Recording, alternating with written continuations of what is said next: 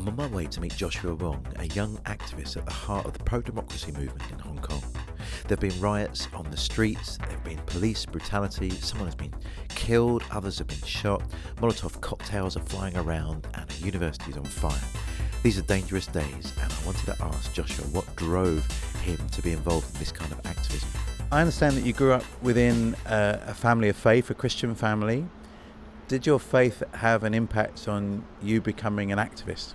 My name Joshua is come from the Bible, and how the religious and the Bible encourage us to be the salt and light in the society in the darkness time, and it just encourages us continue in such uphill battle. I think your name means God is salvation, or God to the rescue. Jehovah, Joshua is the same name as Jesus actually as well, isn't it? It's the Hebrew version of the name Jesus. What do you think though, that within the Christian church there are different views about this kind of activism? I've been speaking to Christians across Hong Kong. Some are very supportive of the pro-democracy movement, some are very critical. What do you think the church's role should be in this process? More than 80% of people in Hong Kong agree to set up the investigation on police brutality and urge the police to be accountable. And I think that's the majority consensus also in the Christianity social circle. Yeah. I've been speaking to some Christians who would say that the movement has become too violent, and although it has a peaceful intention, it's been taken over by a violent element, and that those that are for non-violence should condemn the violence. What is your feeling? Condemn on protester to blame the victim and not the way out.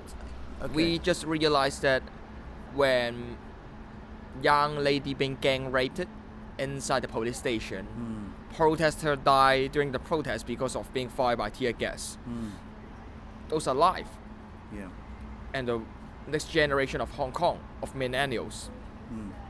And the only way out is to continue protests. Yeah. So a lot of people would see the police brutality as being a response to maybe the violence of the protesters. What would you say to them? I strongly disagree with this perspective. Hong Kong is just suffering in a humanitarian crisis. In the summer, they arrested protester only. But now, they arrested first aider, nurse, doctor, and even pastor inside the campus or inside the residential area. Even during the war, the doctors will not be attacked and fired by the bullet. But now, live round is used already to point towards young students. At the beginning of the protest, many people around the world noticed the hymn singing, that people were singing Hallelujah to the Lord as they were on the streets.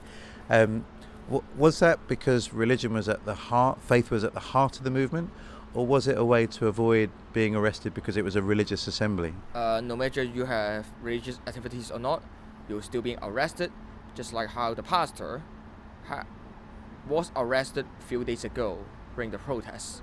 But faith, hope, and love is the three element that we cherish, and we recognize the importance of it. I've heard some criticism of the movement that it's a naive form of diplomacy, that we're rocking the boat too much, and the fragile democracy and openness there is in Hong Kong will be put in further jeopardy by the protest movement. How would you respond to those critics?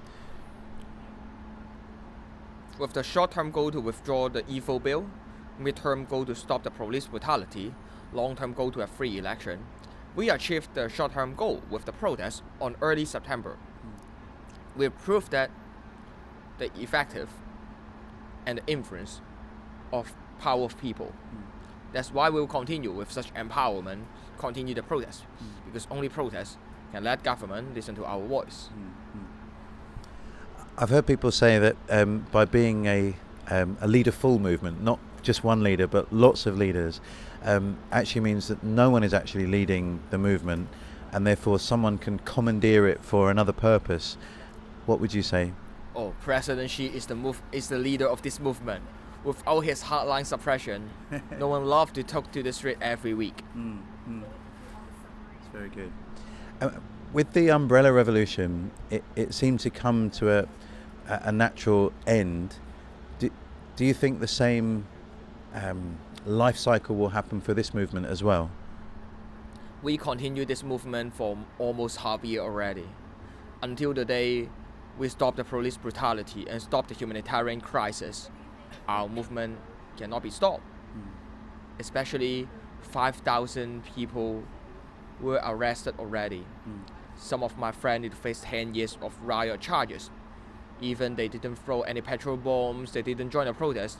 They may be just a resident inside the residential area, but still being arrested just because of wearing the mask. How would you like the rest of the world's church to respond to what's happening in Hong Kong?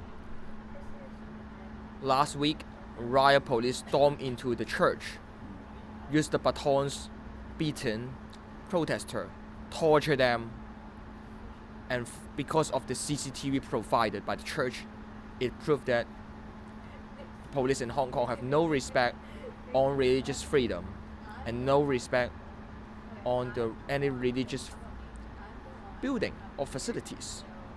I urge religious leaders around the world, when we need to preach for gospel, it's a must to fight for social justice. If Hong Kong crack down just like mainland China, it will just let the way for us to preach the gospel inside mainland China be far more difficult. In mainland China, there are these huge internment camps where Muslim people and Christian people are being imprisoned. Do you fear something similar happening to believers here in Hong Kong as well? Yesterday Xinjiang, today Hong Kong, tomorrow Taiwan. That's our understanding on the tactics of Xi Jinping. That's why fight for religious freedom is a must to stand with Hong Kong. Looking at the videos of the movement, it seems that millennials and younger people are particularly involved. Why do you think it is mainly the younger generation that are involved? I think that's just the assumption that not really accurate, because when they wear the mask, and of course you can't assume all of them are millennials, and lots of elderly professionals, and even bankers, traders, accountants, they also gather in the central business district, the CBD of Hong Kong, and to gather on the street and voice out the slogan of fight for freedom, stand with Hong Kong. So it's the cross generation, from baby boomers to millennials, always stand as one. There's a lot at risk for you in work that you're doing, both personally and I guess professionally. I understand that you're not allowed to travel to the UK because of to receive an award. What is it that keeps you going? Why do you not run out of energy or hope? As a Hong Konger, I hope Hong Kong will be the place that allow us to determine our future instead of dominated by the communist regime, and that's motivate me go forward until the day we get victory for Hong Kong. And for many Christians, seeing the injustice and the suffering might cause them to question whether God exists or God cares. Do you wrestle with that yourself?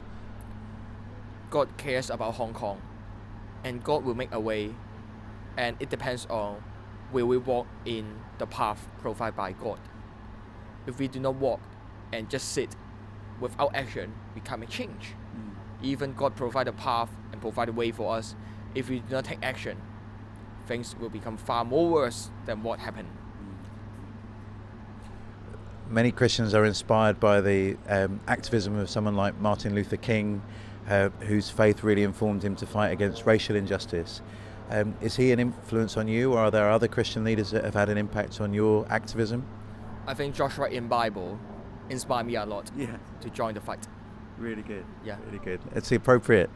In Joshua chapter 1 verse 8, I think it talks about meditating on the word of the Lord, and that would maybe give us sustenance to keep going. Do you find that yourself? Yeah, so when we feel downhearted and depressed, the Bible verses really encourage us to realize that let his kingdom come to the earth, and it depends on can we take action and go forward. Very good. Well, I will ask my friends around the world to be praying for this movement and to pray for you. Thank you. Is there anything specific you would like us to pray for you at this time? More than 5,000 people were arrested. Lots of them were tortured inside the police station, still detained inside the hospital. We have already friends or millennials, high school students pass away.